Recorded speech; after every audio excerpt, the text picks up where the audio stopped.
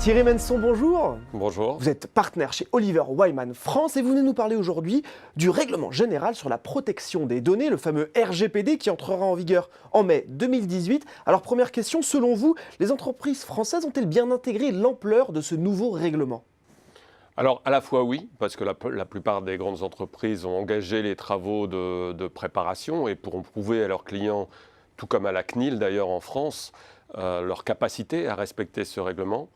Et puis, il y a un second point qui, pour nous, est encore plus important chez Oliver Wyman, c'est le point de l'enjeu stratégique de ce règlement qui va complètement bouleverser certains business models. Et là, peut-être que toutes les entreprises ne sont pas complètement prêtes. Alors quel est l'article, point principal, selon vous, de ce RGPD qui serait le plus vecteur de transformation pour les entreprises ? Alors, il y a un article que l'on aime beaucoup, c'est l'article 20. Un article qui s'appelle « Le droit à la portabilité », qui porte un petit peu mal son nom parce qu'on a l'impression que c'est juste le transfert de banque à banque ou de telco à telco. En réalité, c'est la capacité pour le client à la fois d'accéder à ces données, mais surtout de donner accès à ces données à une autre entreprise.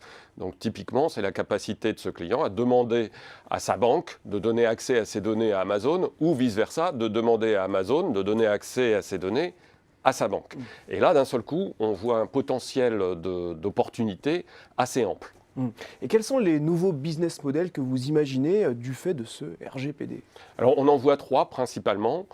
Le premier, et certainement le plus en rupture, ce serait ce que l'on appelle le privacy controller ou le contrôleur des données privées, c'est-à-dire celui qui, pour moi, individu, client de 200, 300, 400 entreprises, a la capacité d'aller voir sur l'ensemble de ces entreprises, quelles sont les données qui m'appartiennent et comment elles sont gérées, de m'en faire une représentation et de m'aider à exercer mes droits, mon droit à l'oubli, mon droit à la correction et potentiellement de tirer parti de ces données. Un deuxième modèle, ça serait un coffre-fort de données. Après tout, je peux être intéressé à avoir des données chez Amazon, dans ma banque, chez mon assureur, chez mes différents distributeurs, mes fournisseurs de services. Mais pour autant, je peux me dire que ces données qui m'intéressent, je n'ai pas envie qu'elles restent chez eux. Je peux être intéressé par garder la liste de mes commandes chez Amazon sur les 10 dernières années, mais pas forcément avoir volonté que ce soit Amazon qui garde ces 10 ans de commandes et en tire parti. Donc je peux avoir la volonté de les rapatrier dans un endroit qui m'appartient et qui serait mon coffre-fort de données. Et on voit d'ores et déjà des acteurs, des industriels qui se positionnent comme des fournisseurs de coffre-fort individuel de données. Et c'est le deuxième modèle. Le troisième modèle, c'est que finalement, toutes ces données, c'est une sorte de proxy de ma vie. Ça aide à comprendre qui je suis, ou ça m'aide à comprendre qui je suis.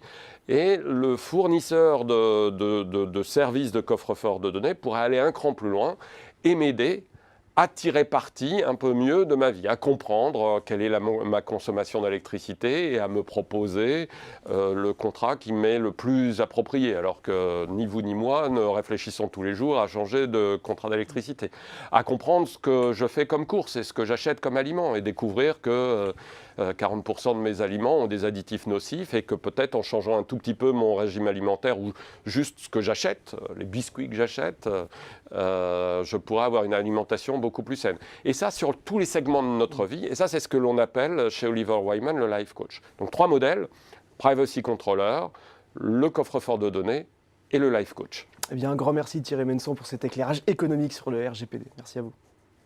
Merci.